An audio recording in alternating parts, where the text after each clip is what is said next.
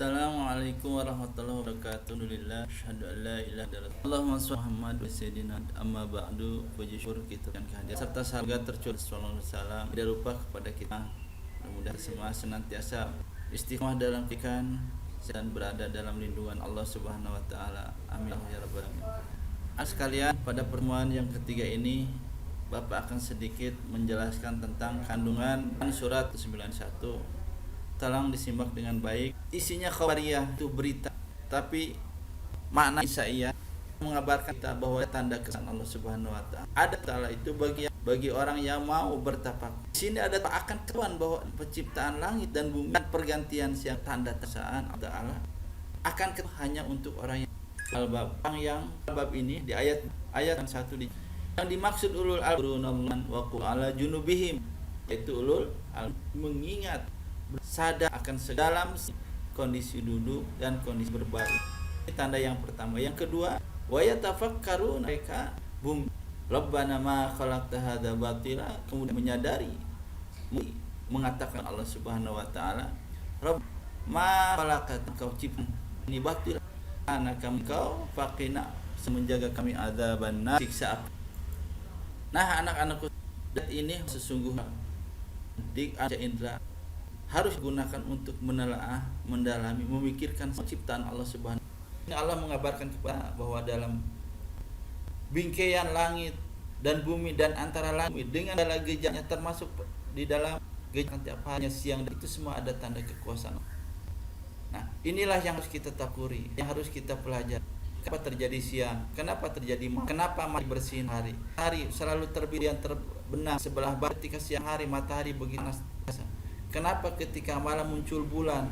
Kenapa bulan tidak menyengat cepat? Harus kita, itu adalah kita. Setelah langit di mana biru tidak kelihatan, udara harus kita.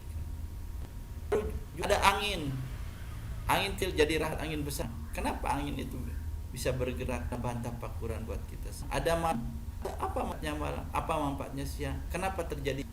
Bahan buat kita. Maka jangan ilmu pengetahuan yang kita astronomi, ilmu fisik, ilmu kimia, ilmu antariksa, itu semua adalah ilmu Allah Subhanahu. Kitalah mempelajari, mempelajari, bukan diamalkan oleh tidak hanya Islam. Muncullah bentuk pengetahuan yang sifatnya sampai ilmu aljabar, ilmu kedokteran tentang pengetahuan, itu semua adalah satu bagian dari pengamalan tentang ayat ini. Sebagai muslim, maka sebaiknya kitalah yang harus mempelajari itu.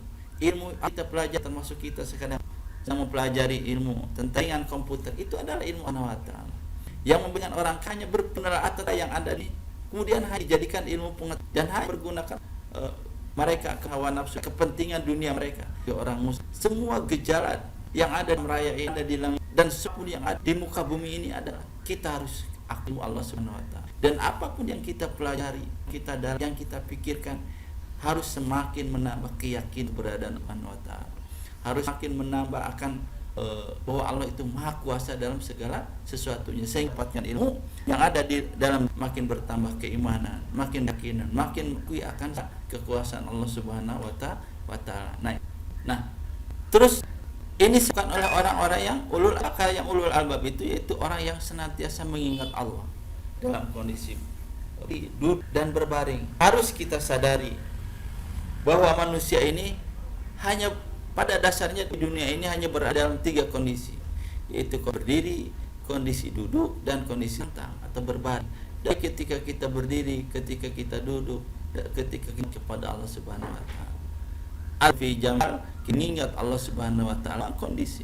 Oh, Allah senantiasa berada, kita senantiasa sama-sama dengan kita, selalu mengawasi kita selalu berada dalam ketaatan kepada Allah Subhanahu wa taala dalam segala kondisi, dalam segala tidak meninggalkan kewajiban yang dijalankan kepada seluruh aktivitas apapun bentuk hanya diniatkan adalah ibadah. Ini tanda yang pertama, yaitu bahwa albab itu senantiasa mengingat Allah dalam segala kondisi. Tanda orang albab yang kedua, yaitu mereka memikirkan tafakkaruna fi samawati, memikirkan penciptaan langit dan bumi. Rabbana ma khalaqta hadza batila, kita akui bahwa tidak ada ciptaan Allah yang sia-sia. Berpikir, tafakur, beda dengan tafakur. Kalau berpikir hanya memikirkan sesuatu terhadap rahasia tersebut, tanpa melibatkan keimanan kekuasaan Allah. Tapi tafakur lagi, kita membantu mendalami gejala yang ada di alam ini, mereka mengakui besaran kekuasaan Allah Subhanahu wa taala. Kita sebagai mukmin bukan hanya berpikir tafakur, maka kalian juga membiasakan diri bertafakur terhadap kekuasaan Allah Subhanahu wa taala. Besar pahalanya di sisi Allah buat orang yang senantiasa bertakbir. Kenapa? Karena takbir itu lebih daripada ibadah 1 tahun. Kenapa? Kekuasaan Allah, menyadari Allah belum tentu akan sadar. Satu contoh aja adalah nyamuk. Nyamuk apa manfaat? Nyamuk menimbulkan penyakit. Anofel itu penyakit malaria. Di sisi lain, nyamuk orang sakit, buat orang yang sakit menjadi ujian, gitu kan? Dia sabar dengan munculnya penyakit itu.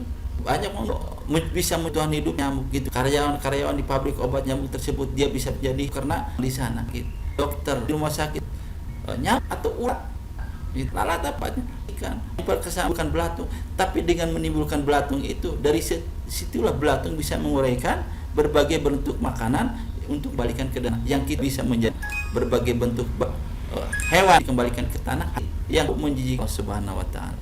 Nah, ini adalah salah satu pikir. Kali silakan berpikirkan banyak yang hakuri dalam hidup ini. Belajarlah bertafakur. Ya, Bapak harapkan silakan kalian bertafakur, memikir kekuasaan Allah Subhanahu wa taala. Kemudian Bapak ingin sejauh mana apa yang kalian hakuri. Nah, itu yang depan mudahan ada manfaat. Mudah-mudahan untuk kita semua. Billahi taufiq wal hidayah.